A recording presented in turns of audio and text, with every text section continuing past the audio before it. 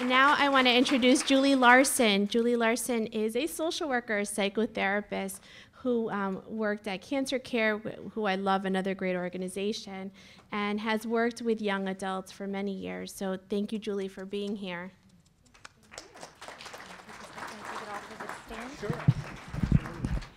They're going to bring up my presentation here.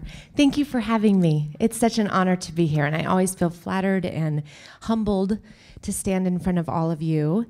And you know, so often when people ask me to speak, they say, speak, and then there's going to be a Q&A. And I kind of like actually to mix it up. So as I'm speaking, if something I say really hits you, resonates, triggers something in your thoughts, pop your hand up, yell out, that's okay. We can incorporate this. I kind of like the idea of talking together. So thank you. Oh, directions. Thank you. Okay. So that's okay. Let me know. I've got people around that are going to keep me on track time-wise. And do I get my, there we go. Okay. So they're going to keep me, so I'll kind of keep things moving. I've got a lot to share. So I may talk fast and keep moving. So plug in, hang with me, okay? Here we go. We're going to begin with just talking about, and from what I gather, the majority of young adults or survivors that I'm standing in front of are post-treatment with a smattering of in-treatment and some newly diagnosed. Does that kind of make sense? Is that what's happening out there? Okay, so I'm going to start by talking about, you know, Mark just said it's a lot in your head. The doctors have got the medicine, it's a lot in your head. What the heck does that mean? You get it, you know it, but what can we put words? Oh, hello. Oh, there we go. Can we put words to what that is in your head? Maybe we can nail that down a little bit.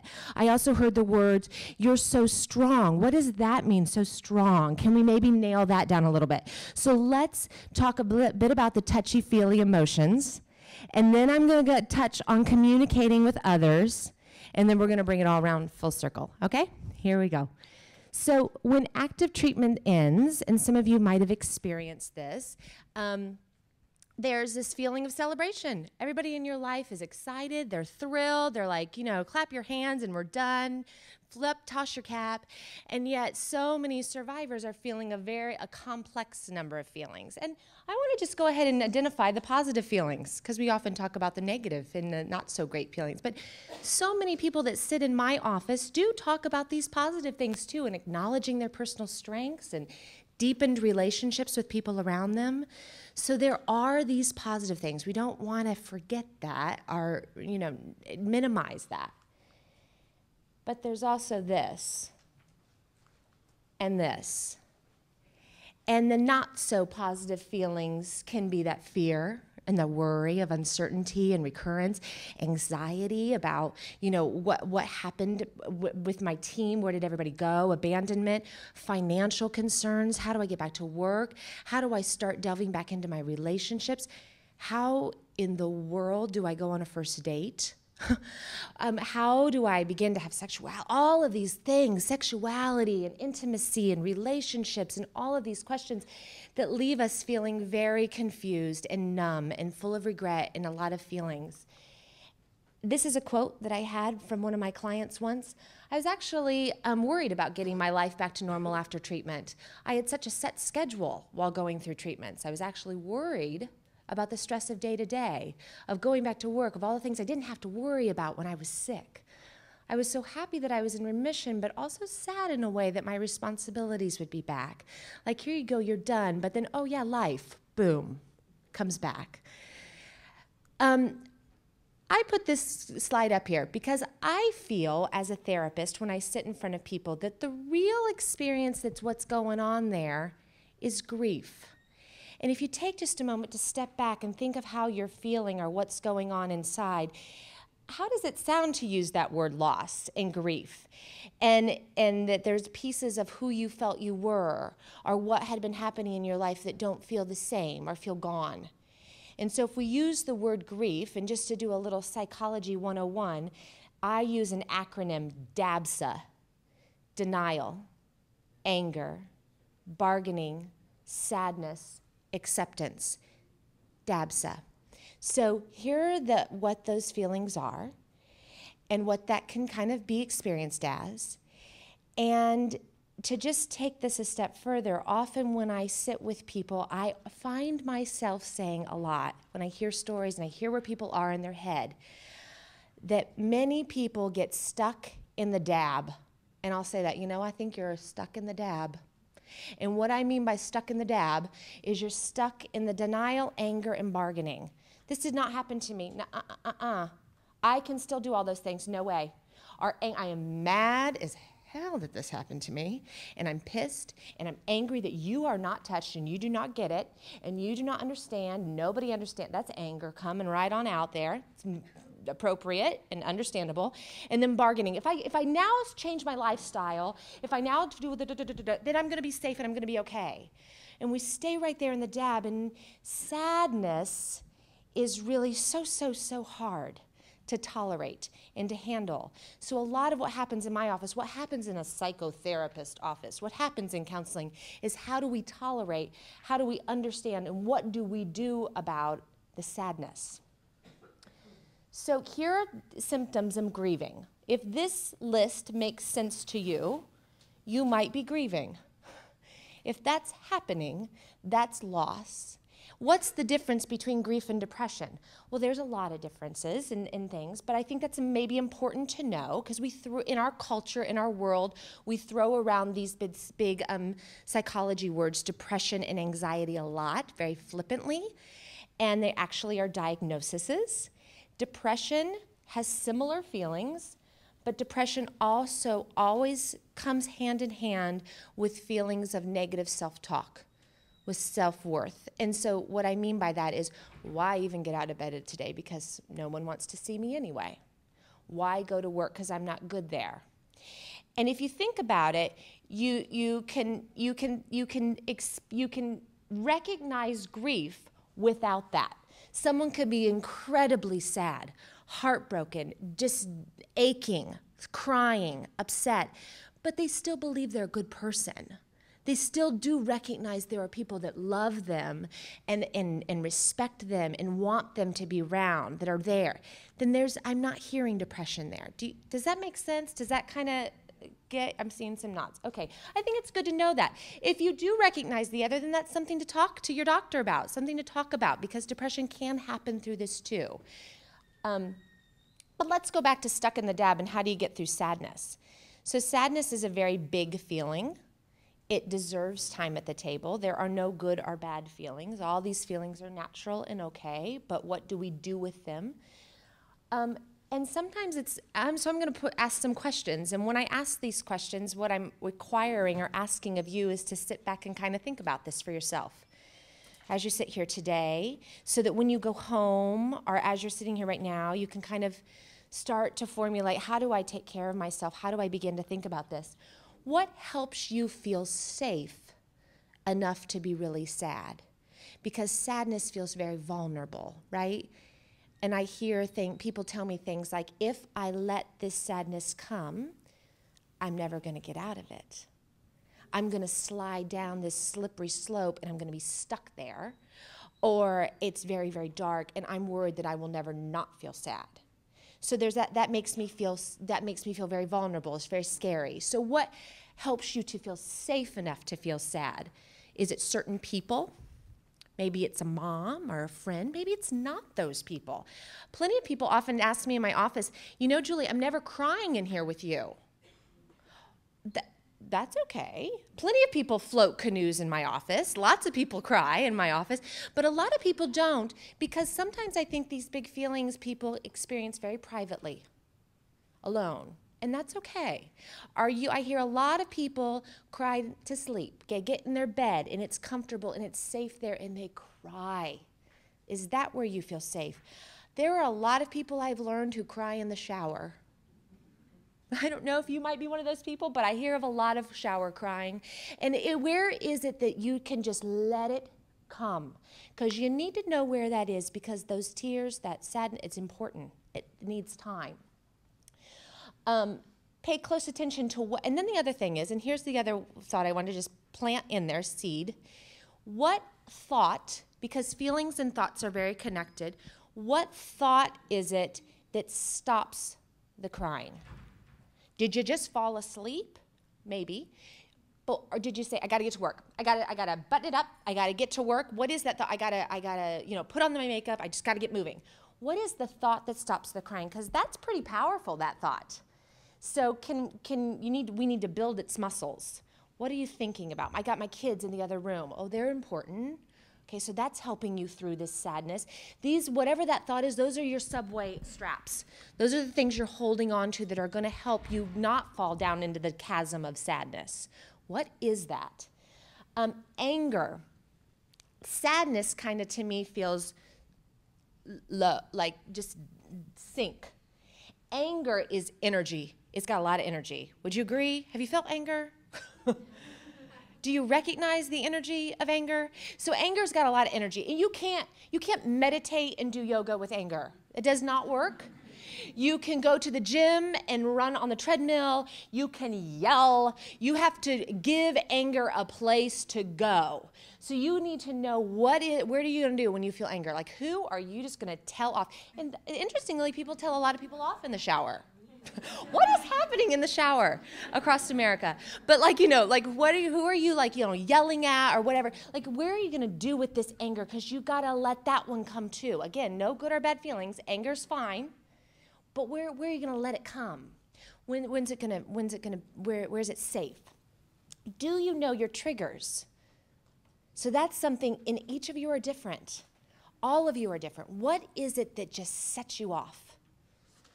And whether that's sets you off in a way that makes you feel very, very sad, or sets you off and makes you just burn. What is it? Because obviously whatever that is matters a great deal to you, a great deal. So it's good to know what those triggers are. And then have you taken the time to really understand those trigger thoughts? I talk to people sometimes, and they recognize that when they walk down this way, they always feel off. Why? What's happening?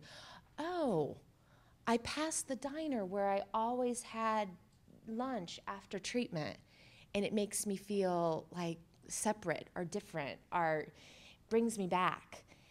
Oh, we got it. We understood it. I talked to a guy once, and he was out with his friends, out with his friends. They were all hanging out, and a cocktail waitress walked by with a Cosmopolitan that was red.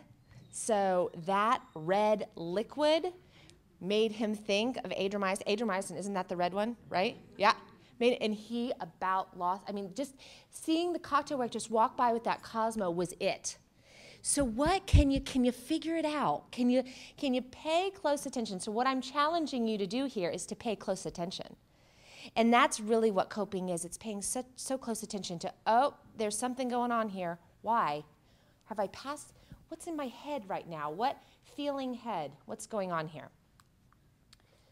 So we just talked about stress and warning signs. So, sometimes people tell me that I feel very angry all the time, or I immediately feel sad. And I'm willing to bet, actually, and I sometimes challenge people, is that these feelings don't go from 0 to 60. They might feel that they do, but they don't. That you've been feeling irked for a while, or you've been having this lingering, unsettled disappointment, frustration with something about life for a period of time, and then something knocks it over catalyst. So kind of recognizing warning signs, like when you're beginning to kind of ramp up into feeling really upset. Do you know when that is, and can you begin to care for yourself earlier? Does that make sense too? Can you kind of feel that? Do you know that? Are you aware of that?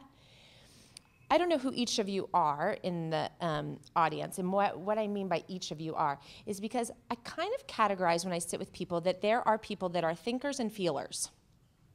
And I can sit in my office with somebody and they will tell me an awful lot about what they're thinking. Well, I think that my cancer is going to come back. I think that people don't understand me. I think that people don't really want me around. I think that nobody's going to want to date somebody that's growing back hair. I think that nobody's going to ever, I think. And when I say, and how does that make you feel? Oh, so therapist of me. But when I say, how does that make you feel? Well, I think that people just don't get it. And how does that make you feel? Well, I think that if I do this, then people might. I'm getting a lot of thinking. They're thinking, but they're not connecting for me, or not able to at least articulate what that feeling is, okay? These are my thinkers. Then I have people come in my office and, oh my goodness, they're crying, or they're outbursts. There's just so much emotion there. And I'm like, wow, I can tell you're sad. What are you thinking about? What's underneath that? What's underneath that sadness? And they're like, just keeps crying. And they're having a hard time connecting with what's going on in their head while they're feeling this. So those are my feelers. And depending on who you are, we've got to strengthen the other half of that. Does that make sense? So if you're my feeler in the room and you feel these feelings all the time inside, these big feelings, I want you folks to pay very close attention to what you're thinking about. What's going on in your head? What is that thought? And if you're talking and you're thinking and you've got a lot that you're analyzing and aware of, how does it feel? Because, and then what do you do and how do you allow those feelings to come? So it's about balancing thinking and feeling a bit. Okay, so now that we're talking about thinking and feeling, this is what I call the dirty little habits of our thoughts. So all of us do this, not just cancer survivors, not just anybody. All of us do this. We all do this. And your thoughts can have tendencies in ways that they run when you're not feeling at your best. And these are distortions, but we do them all the time, assuming that everybody else is getting married now. Everybody else is getting promoted and building their career and making more money. Those are assumptions. I should have done this by this age. I ought to be doing this. Should, must, and oughts. If you ever hear a thought start with those words, watch it. All or nothing. We're going way to extremes. Where's the middle here? If you can begin, and this is a life task. So I'm telling you right now at this age, think how well adjusted you will be when you're 60, right?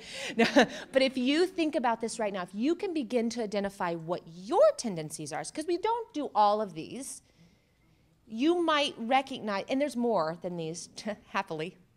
But there's more than these. But if you can begin to identify, oh yeah, that's my tendency. I tend to personalize. When I don't get a call back, it's somehow about me.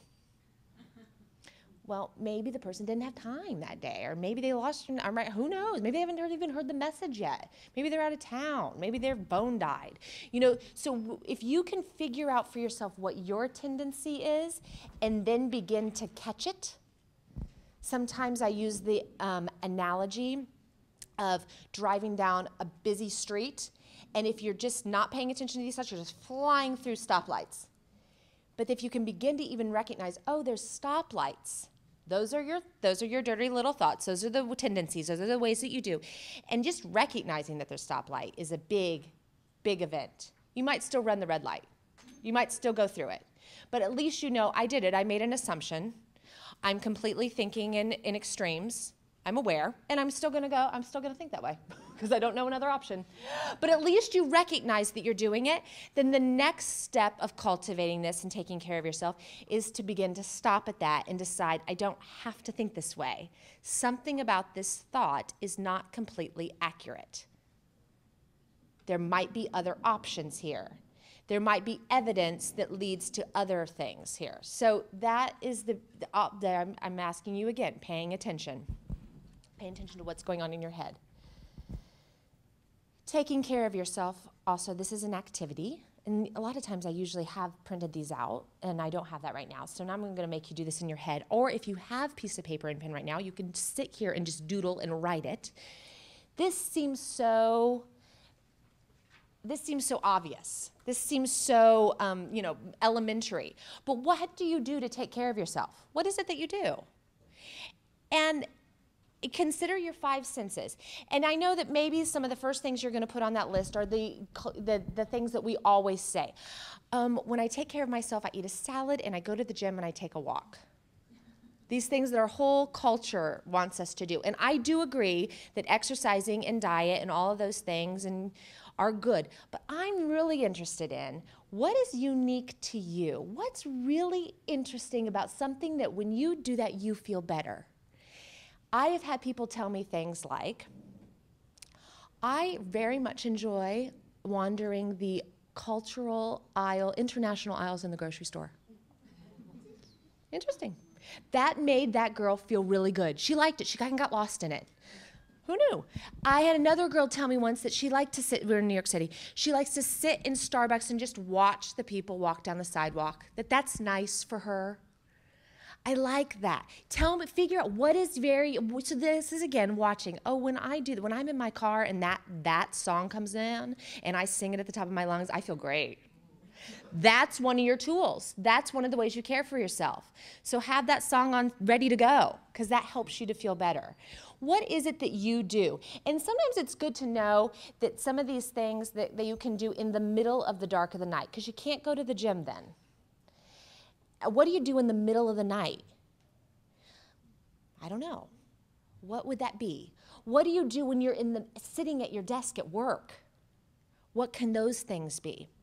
I have in my little blue circle here, grounding yourself. So grounding techniques is an actual word. You might have heard this before. What are grounding techniques? Does anybody know grounding? I've got actually written it there, so it's cheating. But grounding techniques is actually connecting your mind, your thinking, with your physical body. So how do we get in this moment? Because so often these thoughts get very big and kind of rolling, and then we feel very disconnected. And how do you get yourself back to the present? Sometimes actually stomping your feet on the ground. Like I tell people, I'm stomp your feet on the ground, and then they'll come back to me and they're like, I did that, and it really worked.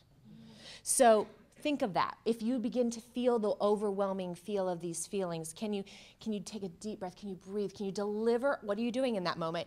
You're delivering oxygen all over your body, and your body likes that. So give your body some oxygen. Put your feet on the ground.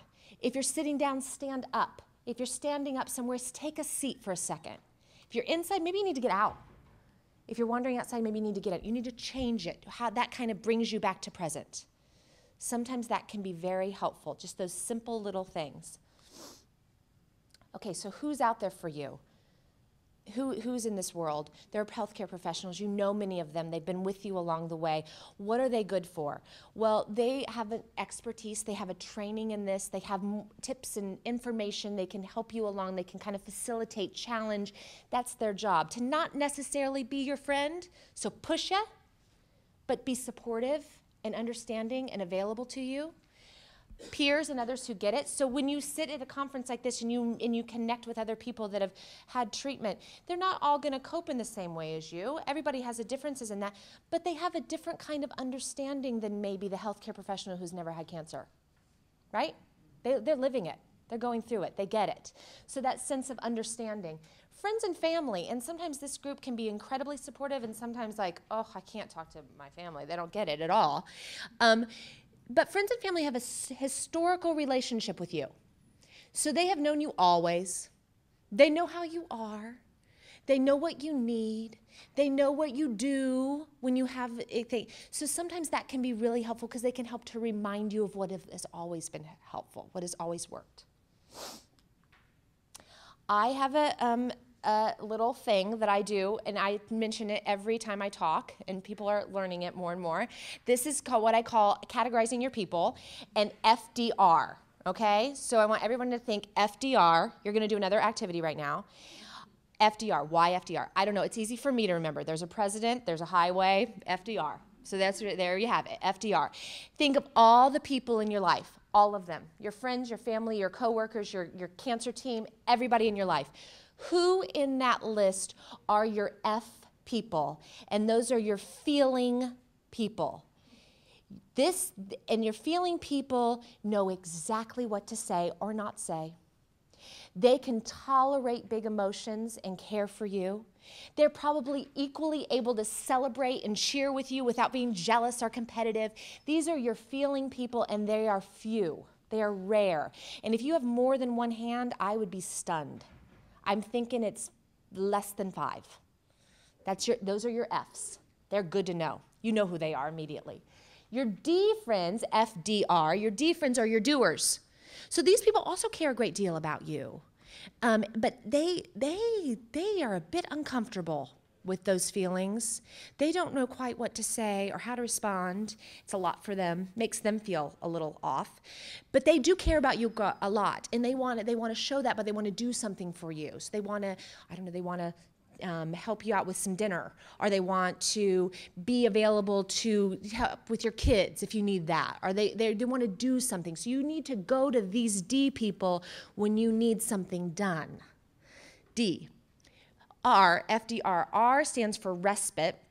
And respite is this category of people often feel the most ambivalent about, or a bit conflicted. They also, like the D people, can't tolerate the feelings. They're very uncomfortable. They don't really want to hear that. They are also very busy, frankly. They don't have time to do anything, really. But they're funny, and they talk about themselves a lot. And, sometimes you want to get out of cancer, and you really don't want to be in your cancer bubble, and you're sick of yourself. Does that ever happen? Like, I am sick of this. I am sick of cancer, and I'm going to go with this friend who's going to talk about herself the whole night, and she's going to talk about American Idol, and she's going to talk about that, and thank God, because that's kind of where I want right now, and I need my R. And the reason for categorizing these people is because we can feel so disappointed and so hurt by others. Because if you go to your R to do something, she doesn't have time, people.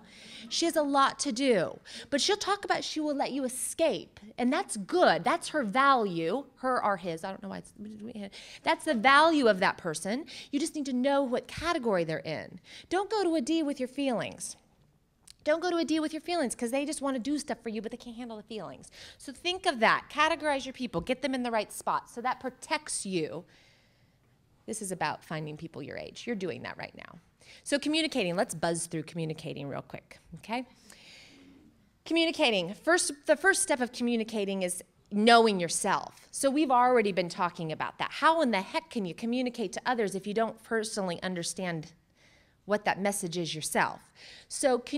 So you've got to listen to yourself. I've been talking from the beginning about thoughts and feelings and understanding what you're thinking and how that's making you feel, and recognizing feelings when they come to the surface, and knowing that feeling is frustration, that feeling is sadness, that feeling is regret, naming them, getting comfortable with this kind of process. How do you take care of yourself? We've talked about that too. So again, this communicating begins by knowing yourself, because that information is what you're going to communicate, right? Defining what you need from others. Maybe you don't need anything. Maybe you're okay. Maybe you do, but you don't know what that is yet. So you've got to sit back and you've got to figure out, what is it that I need from them? I need a night out. I need somebody to come over and help me relook at my wardrobe because I don't know what fits this body anymore. I mean, what do I need? I need somebody to help me with my resume. I need somebody to help me come up with a script for my next interview. What do I need? And then sometimes that's all hard to figure out what you need. That's kind of difficult, but it's so easy to figure out what you do not need. So go there. I don't need this, because that's going to begin to highlight for you what you do in fact need. Does that make sense too, kind of a little bit? This is all work. Sorry. Work that you do. So nuts and bolts of talking to friends and families. When others ask what they can do, know what your response is. Have a response at the ready. So you can sit here and you can think about that right now. Even if that response is, I don't know yet what I want, but when I figure that out, I'll come back to you. Okay? And sometimes I think it makes the most sense to have that response be as specific as you can. I want you to just be normal. I want to not talk about cancer every day. I want you to follow my lead. When I talk about it, I want you to be able to sit there and listen, but you don't need to respond. You can give people directions. That's okay. You can tell them how to handle this. Stop, shift, and stabilize. So a lot of times people talk to me about people saying incredibly awkward things that hit them. I had a young girl once tell me that she finally went back into an after-work thing at a bar with her colleagues, and that one of the people there hadn't seen her forever and yelled across the bar. I mean, why does this happen? Yelled across the bar, oh my gosh, you're alive. True, happened. So I think she was being silly and wanting to connect with her, but still, whoa, what do you say? So these things happen. I have countless people tell me about these awkward things that come at them. What do? How do you respond? Sometimes you have no idea. It's so flustering. So when that happens to you right now, I want you to remember stop, shift, stabilize. And what that technique is, I need to shut this down. I need to stop this conversation. Or somebody keeps coming at you. How are you? How are you feeling? Are you feeling better? You don't want to talk about stop. You got to stop it. And sometimes you have to do that very pointedly. You know, normally I'm okay talking about this, but today I don't want to. That's a stop. That's a clear stop. You've got to put I don't want to talk about this right now. Stop. How are you able to do that without feeling offensive, without feeling awkward? What are the words that you need to do, but it needs to be very clear stop. Now, when you think about stop, shift, and stabilize, you can't just stop it though. So if I were to say, and I'm done talking with you, and just stand here, that would be very awkward because you're still all looking at me. The spotlight is still on. So we need to also shift it back. So that's unfortunately your job too. You've got to stop it, and then you've got to throw it back. You've got to shift it. So, you know, normally I'm okay talking about this, but today I don't feel like it. Tell me, didn't your daughter just have a soccer game? Or did you just get that project at work? Or I love that sweater. Where did it come from? Boom, throw it back. You got to throw it back. You got to give the spotlight back to the other person. So that's the second part of this job.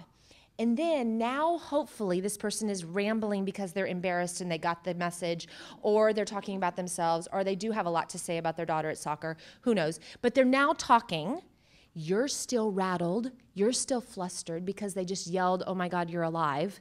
And you're still over here breathing hard. You've got to stabilize. And that goes back to some of those grounding things. You've got to breathe. You got to separate. You got to allow that. And you got to kind of get your feet back on the ground again. All three of those things have to happen in those awkward moments. Does that kind of make sense too? You got to have a plan. You got to be at the ready. Stop it, shift it back. Don't leave it staring at you, and then stabilize yourself so that you can re-enter. You can feel calm again. Think about the topics or the issues that you know are going to be sensitive to you. Sometimes it's religious. You know, I was praying for you the entire time, and I believe that God has cured your cancer. That sometimes is hard for people. Other people, that's exactly where they feel. You know, what is it for you? Conversations about your treatment decision. I can't believe that you really did that because I've heard so much about this treatment. What, you know, how did you decide to support? I can't believe, you know, so you told your kids? Don't you think they're horribly upset now and scared? I mean, whatever it is it about your kids? Is it about your treatment? Is it about religion? What is it for you that's just going to itch you the wrong way? And if you know that the conversations go in there, then you've got stop, shift, and stabilize ready to roll. Okay? So figure that out too. What is it for you? Finding your boundaries, setting boundaries when you don't feel. That's kind of all that. Professional. Cancer and Careers is a table out there. They are my go-to for professional. cancerandcareers.org. You should check that out. If you're headed back to work, if you're going back to work, you should pick up their pamphlet. I think they're great. Know your entitlements before you enter in. Know from your medical team what might be issues from your treatment so that you can begin to talk with knowledge about ways that you might feel different. And then be willing to talk back with your oncologist about things that you're noticing. I'm working with a young girl right now who's been out of treatment for 5 years and is finally in our office recognizing that it's very difficult for her to comprehend, to copy data. Seems so simple, right? You take it from one place and you copy it over here. But that actually can be a late effect of some treatments, some of this organization or whatever. So if you're recognizing, I'm not doing this the way that I used to, I have another girl that's headed back to graduate school and can already identify that it's very difficult for her to read and comprehend, so she reads everything out loud. And when she hears her voice, she can understand it better. So are you beginning to recognize some things that are different from your treatment? Who knows? Maybe not. But watching this too, and then being able to go back to your doctor and say, I recognize this. Could this be something from my treatment? Could this be something that happened? What can you help me to understand? Will this come back? Maybe. What are some good things? At work, is there a trusted coworker that you do want to share things with that can be your spokesperson? Now, maybe you're somebody that at work that is talking about this with everyone. Maybe you're somebody that's very guarded and is not talking about it, and that's okay too. That's a right. Maybe you're somebody that doesn't mind if people know, but you frankly don't want to be on a soapbox or discussing this on and on and on and on every single day with every new person that you cross paths with. So can you send out your little messenger who says, that kind of gives a synopsis that you trust, that you think cares about you. Now, to wrap up, and we're getting close, and I think I'm getting close on time. 5 minutes, okay. 7 minutes. Oh, good, 7. Okay, so this is the you inventory. So thinking about cancer changes you, right?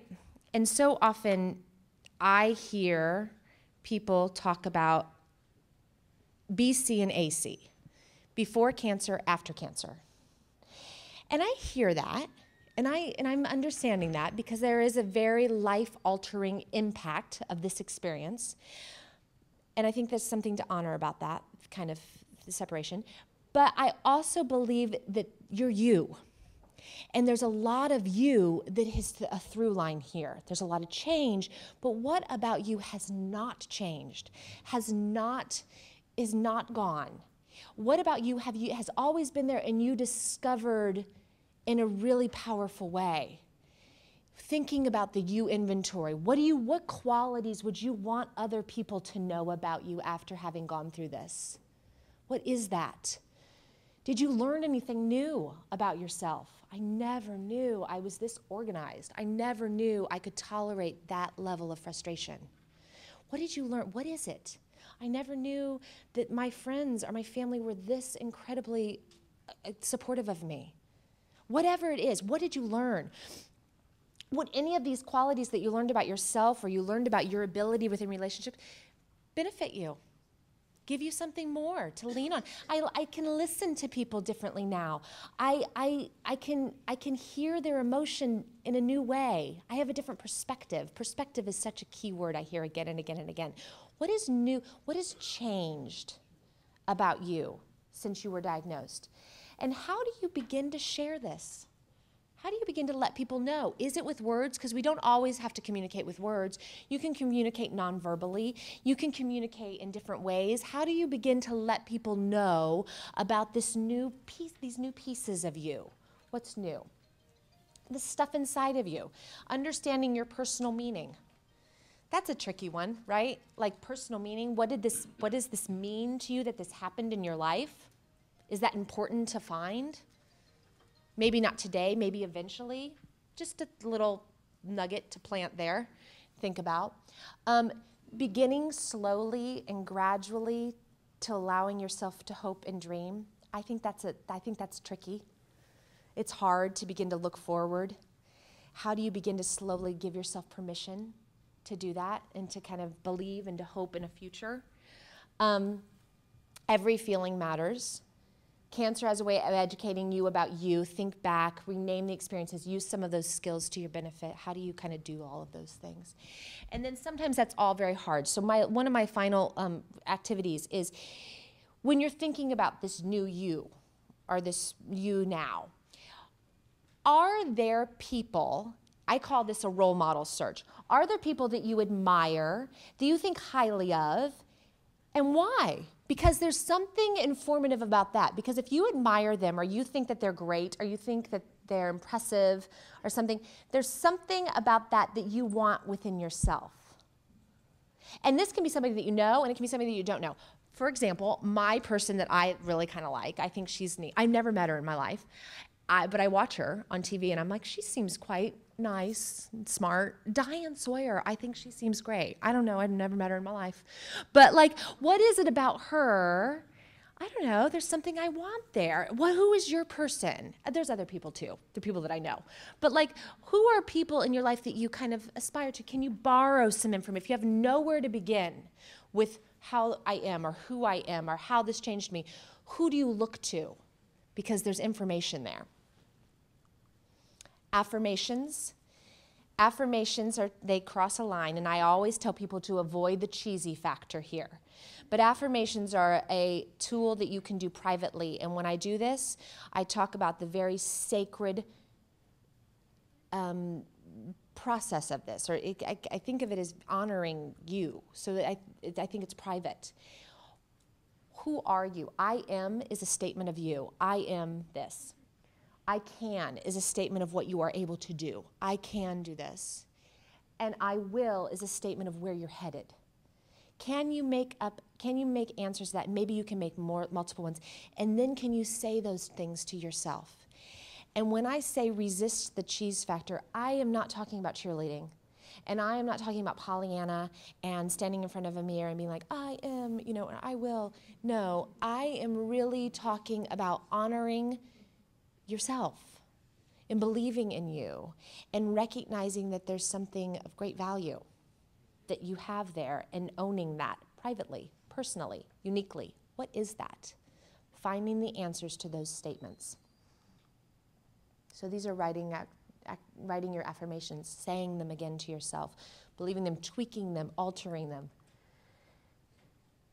Be gentle with yourself. So this is a process. I've had to speak very quickly, cover a lot of ground on a big topic.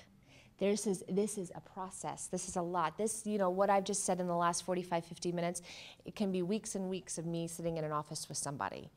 And I'm going to hang around, so I'm available. You can come up, we can keep talking, whatnot. But be gentle with yourself. Your feelings about cancer change day to day. There are times when it feels like I'm feeling good and healthy and on top of it, and then days when it feels heartbreaking and sad and upsetting. Changes day to day. So you're learning how to care for yourself uniquely. Try not to ignore your need to share your worries. Sometimes people feel that others don't want to hear anymore, but maybe they're just waiting because they don't know how to bring it up. So if you got to talk about it, talk about it.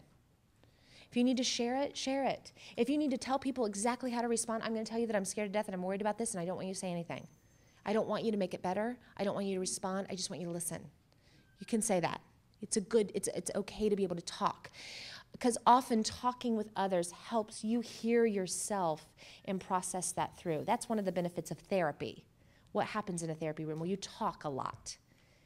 And then you hear yourself, and you hear things echoed back to you. Listen to yourself and to come to understand what you're feeling and thinking and needing. So what is that, listening to yourself? Try not to put on a happy face. If you're not feeling good, you're not feeling good. And it's doing a disservice not only to yourself, but to everyone around you who sees through that. I know. Remember, when others have awkward or hurtful responses, and this is where you have to depersonalize, it's often nothing about you. It's their own relationship with cancer. It's their own uncertainty of how to handle this. And sometimes stepping back and remembering that can be helpful. Hard, but helpful. And then my last quote is from Mr. Rogers, who I love. Mr. Rogers as in, Fred Rogers in the Little Imaginary, taking off his sweater. I love Mr. Rogers, and he has a lot of great quotes. It's worth the struggle, and this is work. This is real work and struggle to discover who you really are and how you, in your own way, can put life together as something that means a lot to you. There's work involved here. It doesn't have to happen every single day. It can happen in little tiny bits.